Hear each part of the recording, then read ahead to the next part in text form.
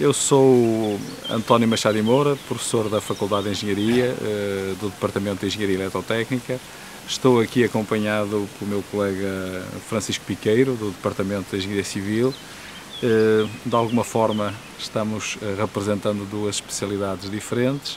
O engenheiro Piqueiro mais para a parte da hidráulica e da engenharia civil e eu mais a parte eletrotécnica, porque estamos aqui num aproveitamento hidroelétrico de pequena dimensão que nasceu no início do século passado, portanto 1920 e qualquer coisa, para apoio de uma indústria têxtil aqui local.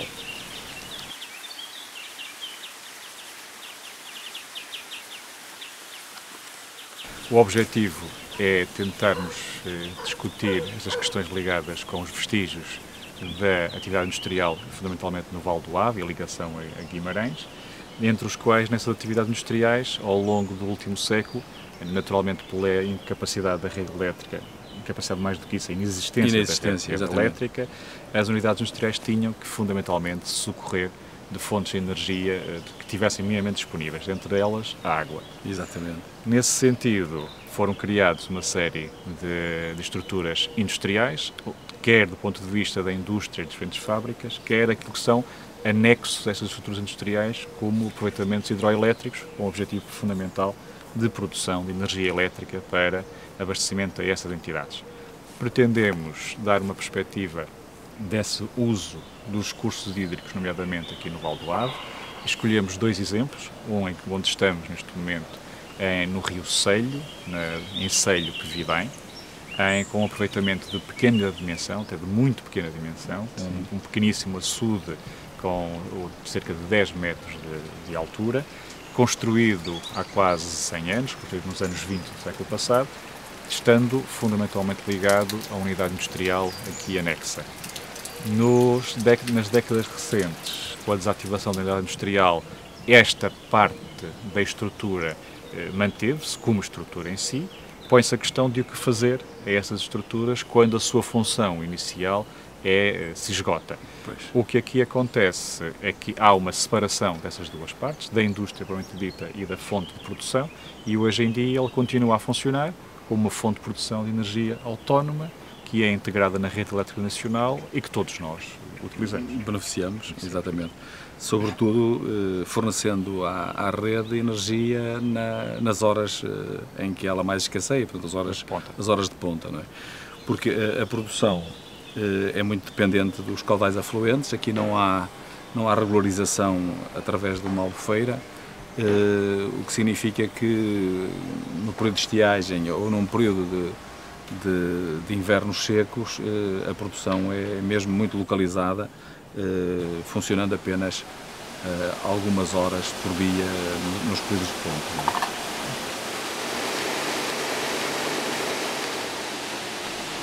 Neste caso, nós estamos perante uma máquina de 120 ou 130 kW, não é? Portanto, uma máquina relativamente pequena, não é? São equipamentos que datam de há 90 anos, continuam hoje a funcionar em boas condições de funcionamento, naturalmente com as manutenções devidas.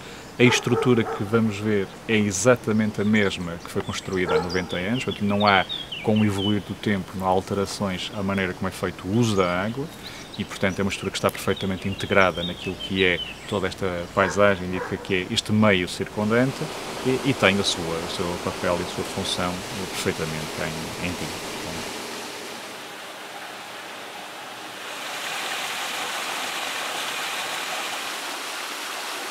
Vamos ver que já há aqui alguns aspectos de modernidade, nomeadamente na parte de operação. Portanto, tudo isto era pura e simplesmente manual, mas já começa a estar preparado para uma automação e o próprio controle à distância.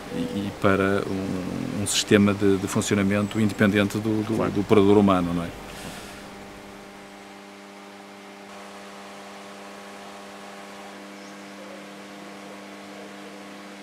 Nós estamos agora no piso superior deste pequeno edifício da central.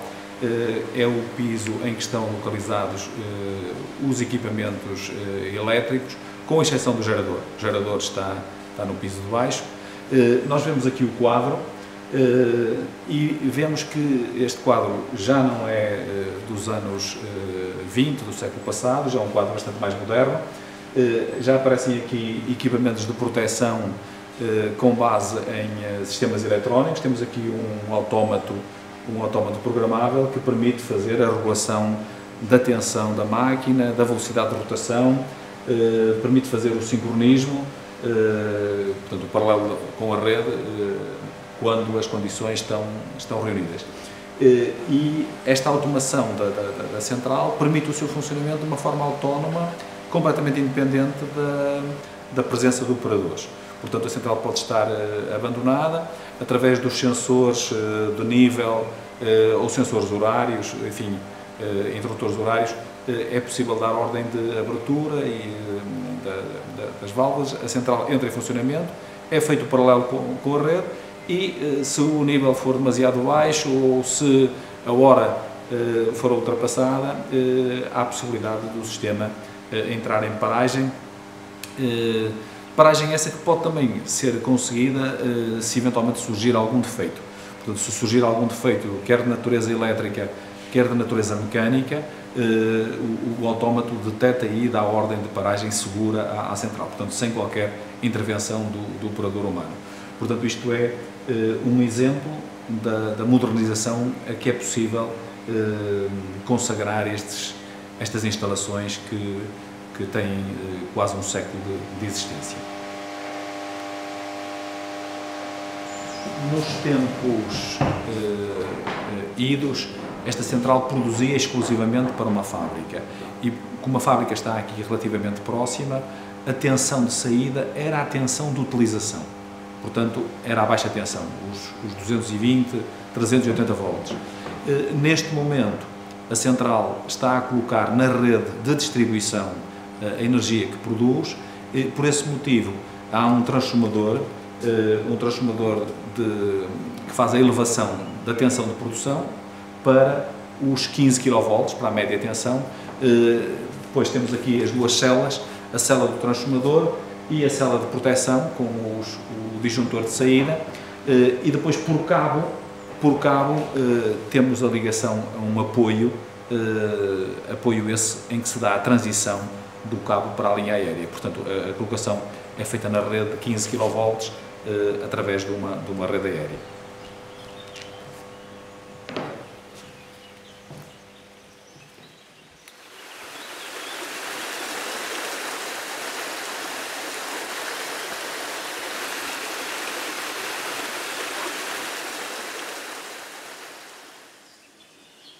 Ainda integrado nesta nossa perspectiva de mostrarmos o que é que foi o processo industrial e desenvolvimento industrial de todo o Val do Ave, em toda a bacia do Rio Ave, nomeadamente nos rios mais sonantes, mais conhecidos, como o Ave, o Vizela, o Selho, onde estamos neste momento, o Bugio.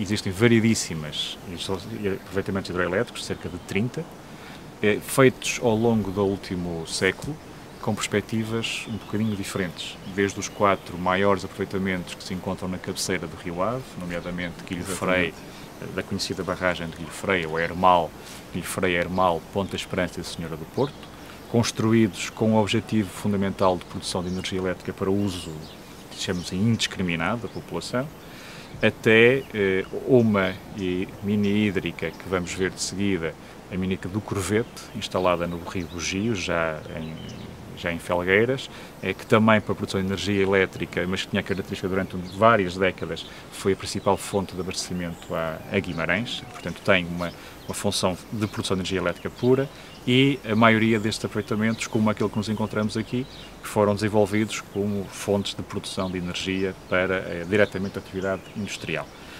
Neste aproveitamento, as construções que são de pequena dimensão, um açude com 10 metros, temos uma pequeníssima albufeira, as turbinas, as máquinas têm uma potência que ronda os 120 kW, temos pouco mais em cavalos. No aproveitamento do Corvete, que vamos ver de seguida no Rio Bugio, tem dimensões já bastante diferentes, entre a cota que se capta a água no rio e a cota que voltamos a devolver água ao rio são cerca de 90 metros de desnível. Temos um circuito hidráulico, portanto, entre o açude e a central com cerca já de 2 km de desenvolvimento, e a potência rondará perto dos 2000 kW. Envolvendo já umas condutas forçadas. Tem um circuito com açude, um canal que se desenvolve por cerca de 1,5 km, a céu aberto, e depois uma câmara de carga para fazer a transição para o escoamento, que se processa numa conduta forçada que leva diretamente, nesse caso, a 3 turbinas, enquanto neste aqui, em que estamos do Carvalho do Moinho, tem apenas uma única turbina. Essa central, portanto, já está no limiar do megawatt, do 2 megawatts, não é?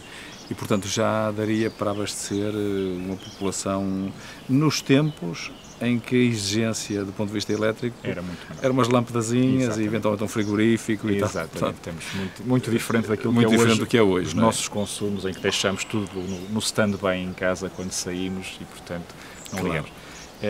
Como vamos ver também no aproveitamento do corvete e mais da parte elétrica, também vamos sentir que há dentro das 3 turbinas 2 mais antigas e uma mais recente, e nos anos recentes a unidade continua a ter toda a sua digamos, utilidade como fonte produtora de energia. Mais uma vez, para integrar energia na rede elétrica nacional, foi obras de remodelação ligadas à parte dos equipamentos. Portanto, claro. A obra de estrutura de engenharia civil, o açude, o canal, a conta forçada mantém-se.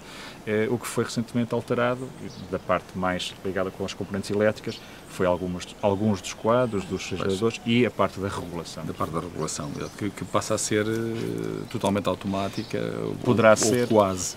Naquele caso é uma empresa peculiar, uma empresa de caráter familiar, que mantém funcionários, digamos, porque não tem necessidade de tornar o funcionamento totalmente autónomo. Mas poderia ser perfeitamente autónomo, à distância, com telecontrole e telegestão.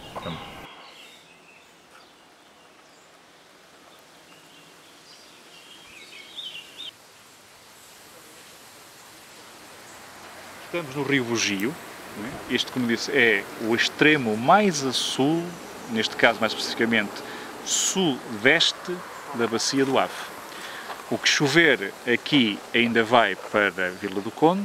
Se estivermos aqui a cerca de 3 km a sul, o que chover já vai para o Rio Sousa e do Sousa por natureza para o Douro.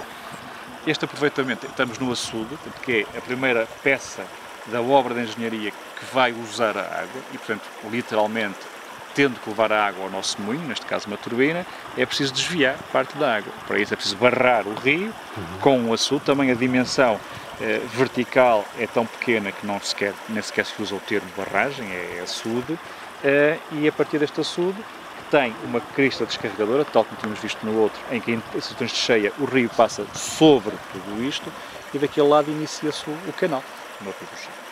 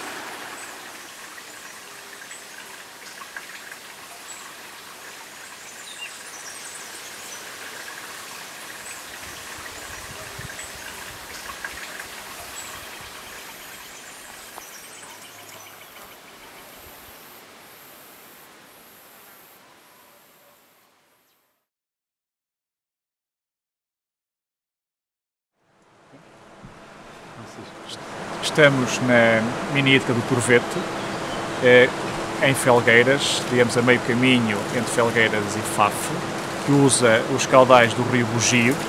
Esta é uma instalação que iniciou a sua exploração em 1917, portanto temos perto de uma centena de anos, que foi instalada fundamentalmente e com o único propósito de produzir energia elétrica para distribuição em Guimarães e na zona de Guimarães. Vamos falar um pouco deste empreendimento, nomeadamente aqui com o Sr. Joaquim Ferreira, responsável pela exploração da central. Tem 90 metros de desnível entre o local que já vimos do açude, em que é feita a captação de água no rio Bugio, e onde ela é novamente restituída aqui logo junto à central. Em termos de potências, Sr. Joaquim, temos que falar de quantos quilowatts? 2.750 kW. 2.750 kW em três turbinas. Diferentes. Em situações de caudais suficientes, mas mais cheios, conseguimos estar simultaneamente com as três, quase 100% da potência. Este ano, como todos sabemos, os caudais têm sido muito diminutos, ganharemos a volta de 20% da potência. Esta unidade, nesta nossa perspectiva de mostrar a integração das aproveitamentos hidroelétricos, aquilo que foi a industrialização do Val do Ave, tem uma importância capital, que durante muitas dezenas de anos foi a única fonte de abastecimento de energia para Guimarães, cidade, e para as freguesias à volta e circundantes. Uma rede funcionando em rede isolada. Exatamente. Eu suponho que nem era a 15 kV, era menos.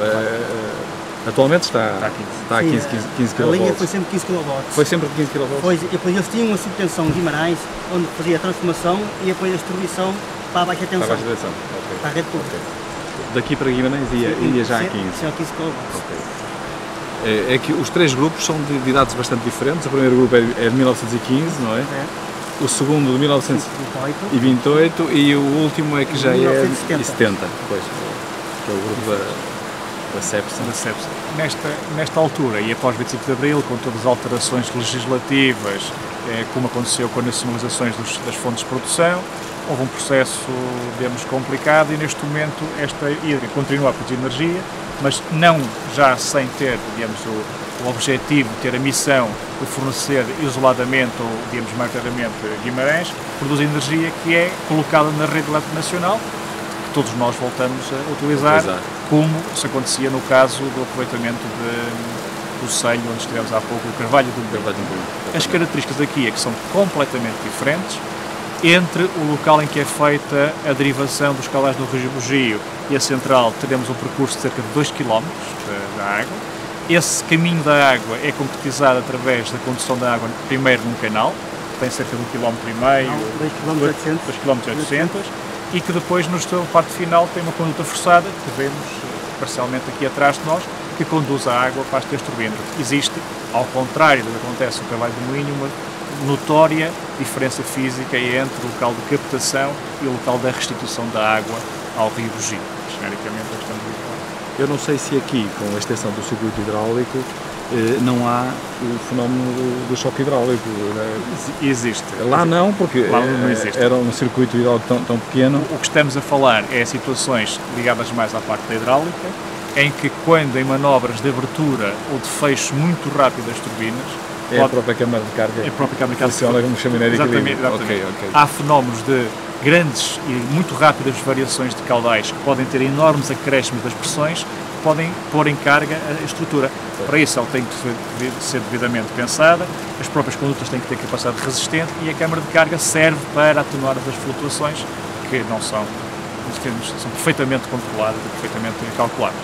E também tem uma descarga de superfície na câmara de carga. Segurança. A câmara de descarga, a câmara de carga tem uma descarga de segurança. No caso de haver um disparo. Se há aquele nível e a água seca. Como está ligada diretamente à rede elétrica nacional, só pode colocar energia, é uma evidência, se a rede elétrica nacional estiver operativa.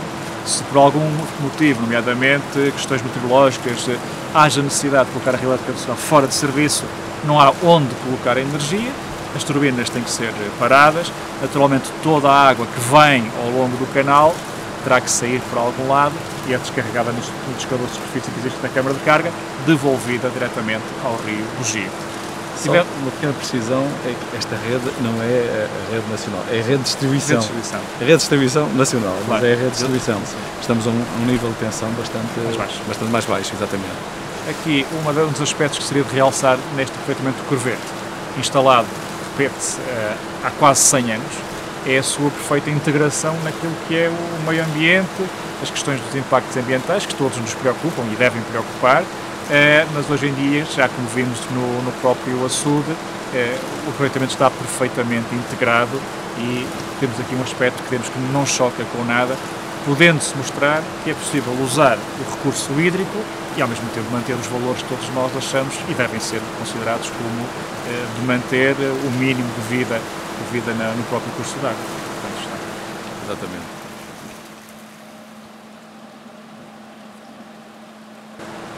Muito bem. Acho que o essencial está dito. Se for preciso depois,